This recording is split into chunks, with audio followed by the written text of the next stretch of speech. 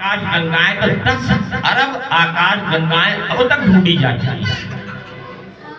और एक एक आकाश गंगा में अनगिनत निहारिकाएं हैं, और इन अनगिनत निगाहों में अनगिनत सौर मंडल हैं सबने। अब बता दे, सोचो कि आप क्या सौर मंडलों की काउंटिंग कर सकते हो? ऐसे ये जिसको एक सूर्य संचालित कर रहा है, ये खत्म हो जाए, सृष्टि खत्म। ऐसे सौर मंडल पता नहीं कितने हैं, इसीलिए वेदों में कह दिया गया परमपिता परमात्मा के बारे में नेति नेति। अब तक जिनका जितना जान पाए उतना बता रहे हैं, इसके आगे भी बहुत कुछ बाकी है। उस परमपिता परमात्मा सविता की स्तुति हम गायत्री मंत्र के माध्यम से करते हैं। हम गायत्री मंत्र में सविता की उपासना करते हैं। तो गायत्री क्यों कहते हैं इसको? कि जो हमारे प्राणों को त्राण दे वो गायत्री कहलाती है। गै धन त्रि, गै माने प्राण, त्रि माने त्राण। वो शक्ति जो हमारे प्राणों को त्राण दे वो गायत्री कहलाती है। उसके माध्यम से हम उपासना करते हैं, पूजा करते हैं। किसकी करते हैं? सविता की। जिस तक हमारी बुद्धि तो क्या कुछ नहीं पहुंच पाता है, जो सब कुछ संचालित करता है, वो शक्ति आपको इन 3 धागों में पहनाई गई है, जिसमें ब्रह्मा विष्णु महेश यज्ञ और सूर्य को आवाहित किया गया। अगर अपने भावना से आवाहित कर दिया होगा तो ये 5 शक्तियां इसमें आ गई होगी। आपने कई बार सुना होगा अपने बुजुर्गों से, जो यज्ञोपवीत धारण कर लेता उसके अगल बगल कोई अवांछनीय शक्ति भटकती नहीं है, भटकती नहीं है।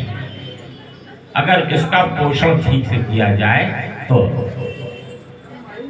वो यज्ञोपवीत आपको धारण कराया गया है, तो इसके कुछ चीजें अगर मान लेंगे, इसमें कुछ चीजें, तो निश्चित ये आपको संरक्षित करेगी। और सबसे बड़ी चीज क्या करती है? गायत्री मंत्र जपने से जो सबसे बड़ा लाभ होता है, जो इस समय आपको आवश्यकता है या बचपन से आवश्यकता होती है, वो सबसे बड़ा लाभ ये होता है जब गायत्री मंत्र का जप उगते हुए सूर्य का ध्यान करते हुए करते हैं, तो हमारे ब्रेन में जो ग्रे मैटर होता है दैट गेट्स कॉन्सेंट्रेटेड, ये कॉन्सेंट्रेट होता है।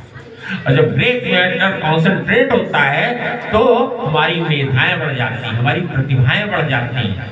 विवेकानंद पुस्तक को एक बार पढ़ देते तो फेंक देते थे। एक बार ऐसा हुआ तो उन्होंने पढ़ी, बार फेंक दी। अरे आपने पुस्तक फेंक दी, इसकी जरूरत क्या है? हमने पढ़ लिया। तो एक बार पढ़ने के बाद किस पेज पर किस लाइन पे क्या लिखा हुआ वो बता देते थे। उनका ग्रे मैटर इस हद तक कॉन्सेंट्रेटेड था कि वो एक बार पढ़ देते तो भूलता ही नहीं था। ये हमारे साथ भी हो सकता है अगर हम उसका पालन करें तो। अभी तुमको समझ में ही नहीं आया, ये यज्ञोपवीत सिर्फ ब्राह्मणों के लिए नहीं है, मानव मात्र के लिए है। गायत्री सविता सिर्फ वर्ग विशेष के लिए होती है, नहीं, मानव मात्र। सविता भगवान ये किसी एक विशेष का है ना। हाँ, आप और हम कुछ विशेषता को है, हम डेवलप होते होते ब्राह्मण वर्ण तक आ गए हैं। जन्मना जायते शूद्र, जन्म से तो हर व्यक्ति शूद्र होता है, क्योंकि उसको कुछ पता ही नहीं होता, ज्ञान नहीं होता है, ज्ञान है नहीं, अनगढ़ है। शूद्र कहा जाता है वो जिसको अनगढ़ होता है। संस्काराद दुजुचिते, ये संस्कार जो आपको अभी पहनाया जा रहा है, जो अभी किया जा रहा है, इसको कहते हैं, जिसको पहनने के बाद दुज बनता है। छोटे छोटे बच्चों का होता था 10-11 साल का, ये भी बड़ा हो गया, इसका और पहले होना चाहिए था। 11 साल के बच्चों का होता है। 11 साल के बच्चों का क्यों होता था? क्योंकि उस समय बालक पढ़ने लायक हो जाता था। और पहले ऐसे घरों में, ऐसे कॉन्वेंट स्कूल, ये स्कूल तो होते नहीं थे, पढ़ाई कहाँ होती थी? गुरुकुल में होती थी। तो गुरुकुल में जाकर के अभिभावक बोलते थे हमारा बच्चा पढ़ने लायक हो गया है, इसको गुरुदेव ले लो। तो वो आता था घर पर और सबसे पहले यज्ञोपवीत कराता था, सबसे पहले यज्ञोपवीत कराता था। इसको इसको परमपिता परमात्मा की ये प्रतिमा पहनाते हैं और दीक्षा देता था, तब ले जाता था। तो इतनी बड़ी चीज वो यहाँ पे देता था, फिर पढ़ने के लिए अपने आश्रम में ले जाता था।